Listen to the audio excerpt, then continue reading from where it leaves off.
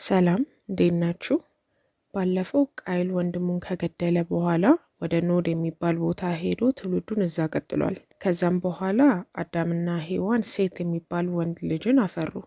ስለዚህ በዚህ ቁጥር ውስጥ የአዳም ትውልድ ማን ማን እንደሆኑ እናያለን። ትንሽ ለየት የሚለው እስከዛሬ ከነበረን ጥናት መጀመሪያ ሁሉንም አንድ ላይ አንብበን እያንዳንዱን ቁጥር በጥልቅ እናይ ነበረ።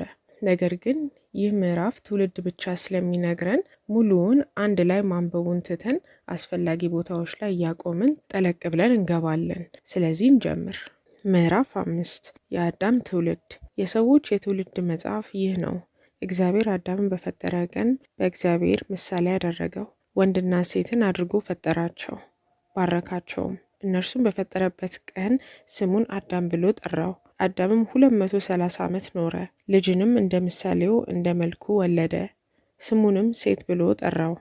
አዳምም ሴትን ከወለደ በኋላ የኖረው 700 ዓመት ሆነ፣ ወንዶችንም ሴቶችንም ወለደ። አዳምም የኖረበት ዘመን ሁሉ 930 ዓመት ሆነ፣ ሞተም። ይህ ምዕራፍ ታሪክን የመመዝገብ ነው። አንዱ ሌላኛውን ወለደ፣ ይህን ያህል ጊዜ ኖረ ብሎ ይደጋግማል። የቃይልን ግን አያወራም፣ የሴትን ብቻ። ከአዳም ጀምሮ እስከ ኖህ ድረስ ያለውም ማለት ነው። ትውልድ ማወቃችን ጥቅሙ ምንድን ነው? አንድ ታሪክ ሲጻፍ እውነታውን የሚያስመሰክረው ራሱን በማስረጃ ሲደግፍ ነው። ወደፊትም ኖህ ጀልባውን ሲሰራ ቃል በቃል የተጠቀመውን ልኬት ይናገራል። ወደፊት አንድ ሰው ተነስቶ ይህንን ጀልባ ሰርቶ የእውነት ይህንን በሙሉ እንስሳ መያዝ ይችላል ነበር ብሎ ቢገምት ማወቅ ይችላል። በ2016 ኬን ሃምስ የሚባል አሜሪካዊ መጽሐፍ ቅዱስ በሰጠው ልኬት ይህንን ጀልባ ሰርቶ ምድር ላይ ይታወቁ የነበሩትን እንስሳዎች አስቀርጾ እንደሚበቃም አሳይቷል። ስለዚህ ይህ የሚያሳየን እውነታውን ከፈለግን ይህንን መስመር ተከትለን ማወቅ እንድንችል ነው። አሁን ለምሳሌ አንድ ሰው ሲሞት ተጠርጣሪዎቹ ቢያዙ የት ነበርክ ቢባል እዚህ ነበርኩኝ፣ ብዙ ማስረጃዎች ልክ እንደደረሰኝ ካሜራ ላይ መታየቱን ቢያሳይ ያ ሰው እውነቱን እያወራ መሆኑን ማረጋገጥ ይቻላል።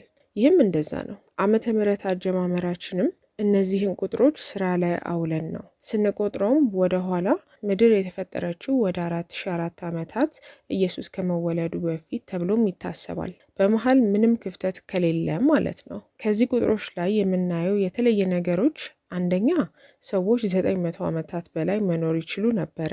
እንዴት ለሚባለው ጥያቄ ብዙ ግምቶች አሉ።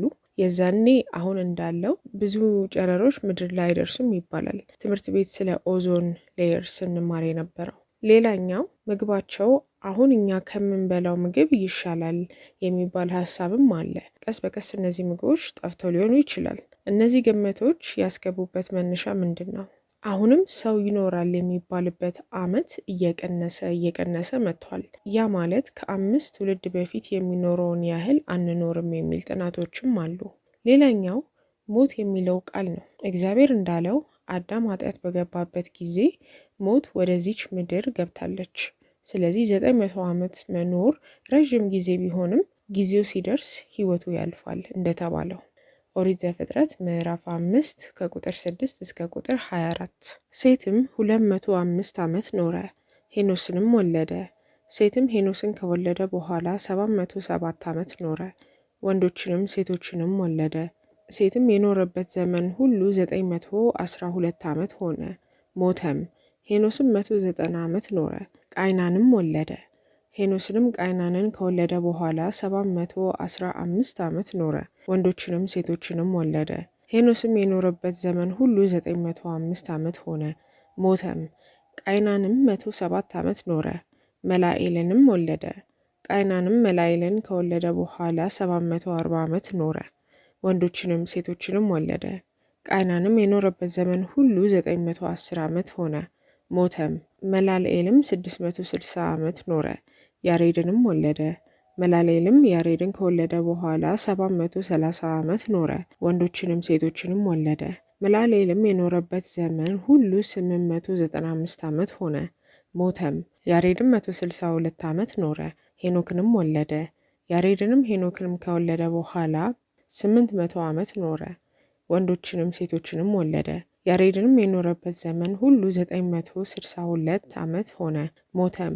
ሄኖክም 165 ዓመት ኖረ፣ ማቱሳላንም ወለደ። ሄኖክም እግዚአብሔርን ደስ አሰኘው። ሄኖክም ማቱሳላንን ከወለደ በኋላ 200 ዓመት ኖረ፣ ወንዶችንም ሴቶችንም ወለደ። ሄኖክም የኖረበት ዘመን ሁሉ 365 ዓመት ሆነ። ሄኖክም እግዚአብሔርን ደስ ስላሰኘው አልተገኘም፣ እግዚአብሔርም ሰው ኖሮታልና። እስካሁን ከተጠሩት ስሞች ኖህና ሄኖክ ማስታወስ አስፈላጊ ነው። ወደፊት ስናነብ ታሪካቸው ላይ በደንብ እናያቸዋለን። ኖህ አባቱ ላሜክ ይባላል። ነገር ግን በቃይል በኩል ያለው ልጅ ላሜክ አይደለም። ይህ ሌላ ላሜክ የሚባል በሴት ዘር ስር ያለ ሰው ነው። ስም ይደጋገማል። ልክ እንደ አሁኑ ዘመን ተመሳሳይ ስም እንዳላቸው ሁሉ ማለት ነው። ሌላ እዚህ ጋር ማስተዋል ያለብን ሁሉም ሰዎች ጊዜያቸው ሲደርስ ሞተ ይልና ሄኖክ ላይ ግን በሞት ፋንታ እግዚአብሔር ወሰደው። ወዴት ለሚለው ጥያቄ መጽሐፈ ሄኖክ ላይ ስንደርስ እናየዋለን። ሄኖክ ከሞት የተረፈበት ምክንያት እግዚአብሔርን ስለተከተለ ነው፣ እግዚአብሔርንም ደስ ስላሰኘው። ኦሪት ዘፍጥረት ምዕራፍ 5 ከቁጥር 25 እስከ 32። ማቱሳላም 187 ዓመት ኖረ፣ ላሜህንም ወለደ። ማቱሳላም ላሜህን ከወለደ በኋላ 782 ዓመት ኖረ፣ ወንዶችንም ሴቶችንም ወለደ። ማቱሳላም የኖረበትም ዘመን ሁሉ 969 ዓመት ሆነ፣ ሞተም። ላሜህም 182 ዓመት ኖረ፣ ልጅንም ወለደ። ስሙንም ከስራዬ ከእጄ ድካምና እግዚአብሔር ከረገማት ምድር ላይ ያሳረፈኝ ዘንድ አለው ሲል ኖህ ብሎ ጠራው። ላሜህም ኖህን ከወለደ በኋላ 565 ዓመት ኖረ፣ ወንዶችንም ሴቶችንም ወለደ። ላሜህም የኖረበት ዘመን ሁሉ 747 ዓመት ሆነ፣ ሞተም። ለኖህም 500 ዓመት ሆነው። ኖህም 3 ልጆች ወለደ። እነርሱም ሴም፣ ካምና ያፌት ናቸው። ሁሉ መጽሐፍ ቅዱስ ላይ የተጻፉት ነገሮች ሲጻፉ በምክንያት ነው። ስለዚህ አዲስ አንባቢ ለሆነ ሰው ይህንን ምዕራፍ ከላይ አንብቦ ያልፈዋል። ነገር ግን እያንዳንዱ ምዕራፍ ውስጥ ድብቅ ፍቺ ስላለው እንደ ማንኛውም መጽሐፍ ወዲያው 40 ምዕራፍ በቀን ማንበብ ሙሉ ሀሳቡን አይገልጽልንም። ለዛም ነው መጽሐፍ ቅዱስ ቀስ በቀስ ማንበብ የሚመከረው። ይህ ምዕራፍ የተለየ ፍቺ እንዳለው የሚያሳውቀን የመጀመሪያው ነገር አዳምና ሔዋን ብዙ ልጆች ነበራቸው። ልጆቻቸውን ብዙ ልጆች አፍርተዋል። ስለዚህ ለምን እነዚህ ብቻ ተጠቀሱ? እያንዳንዱ እዚህ የተጠራው ስሞች ሲቀናጁ ትንቢት ይነግሩናል። ስለዚህ ከአዳም እንጀምር። አዳም ስሙ ሰው ማለት ነው። አዳም ሴትን ወለደ። ሴት ማለት ደግሞ ተሾመ ማለት ነው። ሴት ሄኖስን ወለደ። ሄኖስ ማለት ሟች ማለት ነው። ሄኖስ ቃየንን ወለደ። ቃየን ማለት ደግሞ ሐዘን ማለት ነው። ቃየን መላይልን ወለደ። ማላይል ማለት ደግሞ የተባረከው አምላክ ማለት ነው። ማላይል ያሬድን ወለደ። ያሬድ ማለት ደግሞ ይወርድና ማለት ነው። ያሬድ ሄኖክን ይወልዳል። ሄኖክ ማለት ደግሞ ያስተምራል ማለት ነው። ሄኖክ ማቱሳላን ወለደ።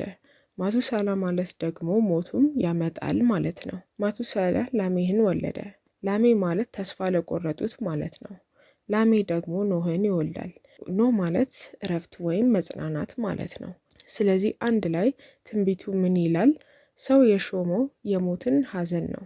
የተባረከው አምላክ ግን ወርዶ ያስተምራል፣ ሞቱንም ተስፋ ለቆረጡት መጽናናትን ያመጣል። ስለ ኢየሱስ የመጽሐፍ ቅዱስ የመጀመሪያ መጽሐፍ ላይ ተናግሯል። እንዴት ከተባለ ከዚህ በፊት ስናጠና እግዚአብሔር በቦታ በጊዜ በንጥረ ነገር አይወስነውም ብለናል።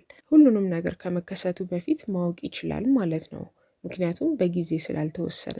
ባለፈው ምዕራፍ ላይ ደግሞ የቃየንን ትውልድ ተነግሮናል። የእነሱ ስም ምን ይላል? እንደዚህ ፍቺ አለው። ቃየን ማለት ገዢ ማለት ነው። ሄኖክ ማለት የተሳለው ማለት ነው። ጋይዳድ ደግሞ የሸሸ ማለት ነው። መኢል ማለት ደግሞ በእግዚአብሔር የተደመሰሰ ማለት ነው። ማቱሳኤል ደግሞ እግዚአብሔር የታለ ወይም ደግሞ የእግዚአብሔር ሰው ማለት ነው። ላሜህ ደግሞ ኃይለኛ ማለት ነው። ዮቤል ማለት የውሃ ጅረት ሲባል፣ ኢዮኤል ሲባልም ተመሳሳይ ነው፣ የውሃ ጅረት ማለት ነው። ቶቤል ሲባል ደግሞ ምን ማለት ነው? ወደፊት የሚፈስ ማለት ነው። ስለዚህ በእንግሊዝኛ አንድ ላይ ስናነባው the acquirer was dedicated to being a fugitive, but he is destined to be smitten by God, whereas God, he is powerful and he'll bring a stream of water that will flow forth ይላል። እንደዛኛው ግልጽ ባይሆንም ይሄኛው ምን ይላል በአማርኛ? ገዢያችን ለመሸሽ ነበር የተሳለው፣ ነገር ግን እሱ በእግዚአብሔር ይደመሰሳል። እግዚአብሔር ኃይለኛ የሆነ ወደፊት የሚፈስ ውሃ ጅረት ያመጣል። የሴትንም የቃይልንም ስንተነትን አንዳንድ ቃላቶች ተዘዋውረዋል አረፍተ ነገር እንዲሰሩ። ምክንያቱም አማርኛን በእንግሊዝኛ ስናስተያይ ራሱ ነው የሚለው ቃል በአማርኛ አረፍተ ነገሩ መጨረሻ ላይ ሲሆን በእንግሊዝኛ ኢዝ አረፍተ ነገር መሀል ላይ ነው የምናገኘው። የሂብሩ ቋንቋም ልክ እንደዚህ ይለያል። የቋንቋ ጥበቦች እስኪተረጉሙት ድረስ እስካሁን ያለኝ ትርጉም ይሄ ነው። ስለዚህ ከነዚህ ሁለት ሀሳቦች መረዳት የምንችለው ሴት ጥሩ ነው የተባለው ተስፋ የሚሰጥ ትንቢት አለው። የቃይል ግን ምድር ኃጢአቷ ከመግባቷ ብዛት መምጣት ያለበትን ጎርፍ ይተነብያል። ይህ ምዕራፍም የትውልድና የትንቢት ምዕራፍ ነው። የዛሬው መጽሐፍ ቅዱስ ጥናትም እዚህ ጋር ያበቃል። በሚቀጥለው እስከምንገናኝ ድረስ መልካም ሳምንት ይሆንላችሁ።